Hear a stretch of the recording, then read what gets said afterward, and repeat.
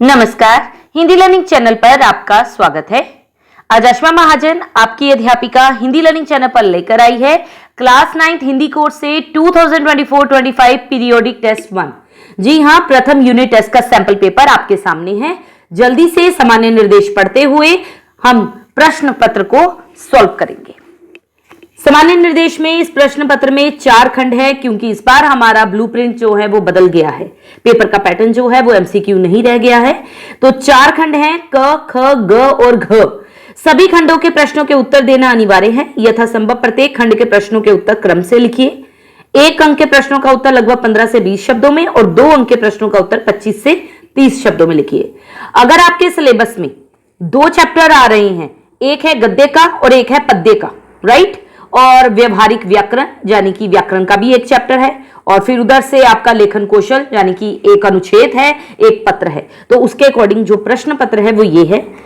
निम्नलिखित अपठित गद्यांश को ध्यानपूर्वक पढ़िए और पूछे गए प्रश्नों के उत्तर लिखिए। हम जीवन में क्या चाहते हैं? सुख, समृद्धि, शांति, यही ना? किंतु यह चीज तभी मिल सकती है जब हम इनको पाने का निरंतर प्रयास करते चले।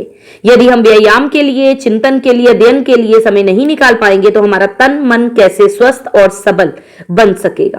पहला प्रश्न है आपके सामने, विषम परिस्थितियों में भी हम अपना संतुलन कैसे बनाए रख सकते हैं? तो आपका ऑप्शन है थर्ड, व्यायाम, चिंतन एवं अध्ययन से। ठीक है। सेकंड, जीवन को पूर्णतया सफल बनाने के लिए क्या आवश्यक है? तो सबसे पहला ऑप्शन है समय संयोजन। उपर्युक्त गद्यांश का सर्वाधिक उपयुक्त शीर्षक क्या होगा? बच्चे अक्सर इसी क्वेश्चन में अपने मार्क्स कटवाते हैं, क्योंकि बात इस पूरे के पूरे गद्यांश में समय के ऊपर हो रही है। Second option is the right option, समय का महत्व। जीवन में सुख समृद्धि के लिए क्या आवश्यक है? तो बच्चों को यहां क्या लिखना होगा? लास्ट की लाइन्स हैं, जीवन में सुख समृद्धि के लिए समय का विभाजन करना जरूरी है, क्योंकि जितना जल्दी समय का विभाजन करना सीख जाएंगे उतना ही हमारे लिए अच्छा होगा। ओके स्टूडेंट्स, व्यवहारिक व्याकरण 8 नंबर की, यानी कि 9 प्रश्न है, 8 करने हैं। पहला है, नकारात्मक वाक्य किन्हें कहते हैं? उदाहरण सहित स्पष्ट कीजिए। तो बच्चा इसमें पहले डेफिनेशन के तौर पर एक लाइन लिखेगा। जिन वाक्यों में ना, नहीं का प्रयोग किया जाता है उन्हें नकारात्मक वाक्य कहते हैं, या निषेधवाचक वाक्य भी कहते हैं। एक उदाहरण दे लेगा, मैं आज स्कूल नहीं जाऊंगी, राइट। चेतावनी के भाव को व्यक्त करने वाले वाक्य को क्या कहते हैं? अज्ञार्थक वाक्य कहते हैं। उदाहरण सहित स्पष्ट करना है, चलो कक्षा से बाहर निकल जाओ, राइट। वाक्य की रचना किसके योग से होती है? तो वाक्य की रचना उद्देश्य और विधेय से होती है, या फिर बच्चे लिखना चाहें तो वाक्य की रचना विभिन्न पदों और पदबंधों से होती है। तो दोनों आंसर सही रहेंगे आपके। आगे बढ़ते हैं। वाक्य के 2 प्रमुख घटकों के नाम बताएं। तो वाक्य के 2 प्रमुख घटक होते हैं, उद्देश्य तथा विधेय। नेक्स्ट, सब लोग बहस कर रहे हैं, वाक्य में उद्देश्य बताना है। तो इसमें उद्देश्य होगा सब लोग, क्योंकि बात किसके बारे में हो रही है? सब लोग के बारे में। इस उम्र में क्या करेगी वे शादी? अर्थ की दृष्टि से वाक्य का भेद बताना है, यानी कि शादी नहीं करेगी, निषेधात्मक वाक्य है ये, राइट। वह मेहनती भी है और ईमानदार भी, अर्थ की दृष्टि से वाक्य का भेद बताइए। तो ये विधानवाचक वाक्य है। अच्छे कामों से प्रशंसा मिलती है, वाक्य को संकेतवाचक में बदलना है। तो अक्सर बच्चे इसमें गलती क्या करते हैं? पीछे का टेंस बदल देते हैं, राइट। आपको क्या करना है? जो अच्छे काम करता है उसे प्रशंसा मिलती है। मीरा को नौकरी मिल गई, वाक्य को प्रश्नवाचक में बदलना है। तो क्या मीरा को नौकरी मिल गई? लेकिन बच्चे कैसे प्रश्नवाचक वाक्य बना लेते हैं? मीरा को क्या मिल गई? ऐसे नहीं बनाना है आपको। क्या लिखना है? क्या मीरा को नौकरी मिल गई, और पीछे प्रश्न सूचक चिन्ह लग जाएगा। नेक्स्ट, खंड ग में पाठ्यपुस्तक क्षितिज के आधार पर 2 चैप्टर्स हैं, 2 बैलों की कथा और वाक। इसके आधार पर 2 प्रश्न आपको 2 बैलों की कथा से और 2 प्रश्न आपको वाक से पूछे गए हैं, जिसमें से टोटल आपको 3 प्रश्न करने हैं। ठीक है। पहला प्रश्न है आपके सामने बच्चों, हीरा और मोती किस जाति के बैल थे? तो आप लिखेंगे हीरा और मोती पछाई जाति के बैल थे। गया के घर से भागने में हीरा और मोती की सहायता किसने की और क्यों की?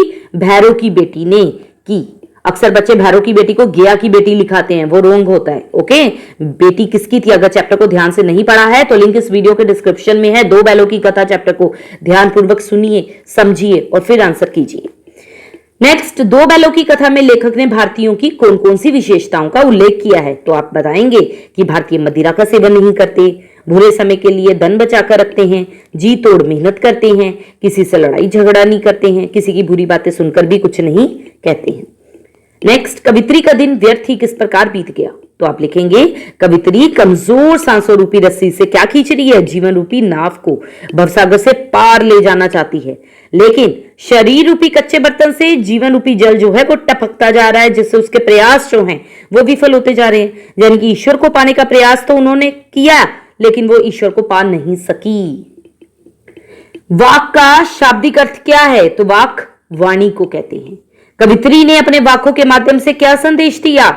जाति धर्म की संकीर्णताओं से मुक्त होकर सहज भक्ति करने का संदेश दिया। आगे तो रचनात्मक लेखन है, यानी कि पहला प्रश्न है, 3 विषयों में से किसी एक विषय पर संकेत बिंदुओं के आधार पर आपको अनुच्छेद लिखना है। पहला टॉपिक है आपका लड़का लड़की एक समान, दोनों से ही घर की शान, संकेत बिंदु नीचे दिए गए हैं। दूसरा, मेरा प्रिय खेल है, उसके भी संकेत बिंदु नीचे हैं। तीसरा, बच्चों की शिक्षा में माता पिता की भूमिका, उसके भी संकेत बिंदु नीचे दिए गए हैं। तो बच्चों, तीनों में से जो टॉपिक अच्छे से आता होगा आप वही अटेम्प्ट करेंगे, और संकेत बिंदु प्लीज अनुच्छेद में वहां लिखकर नहीं आएंगे। अक्सर बच्चे यही मिस्टेक करते हैं और निबंध की तरह हेडिंग बना लेते हैं, नहीं बनाने हैं।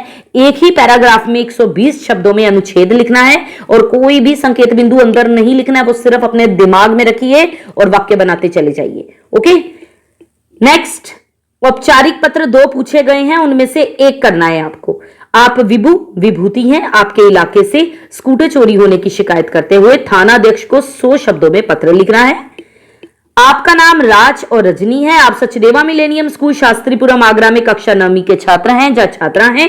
अपने विद्यालय की प्रधानाचार्य को छात्रवृत्ति के लिए 100 शब्दों में आवेदन पत्र लिखना है। तो 2 में से एक करना है, 5 नंबर का है। तो ये रहा आपका 30 मार्क्स का क्वेश्चन पेपर। इसे सॉल्व कीजिए, छुट्टियों में प्रैक्टिस कीजिए, क्योंकि जैसे ही स्कूल खुलेंगे आपका एग्जाम होगा। All the best for your exam. Good bye.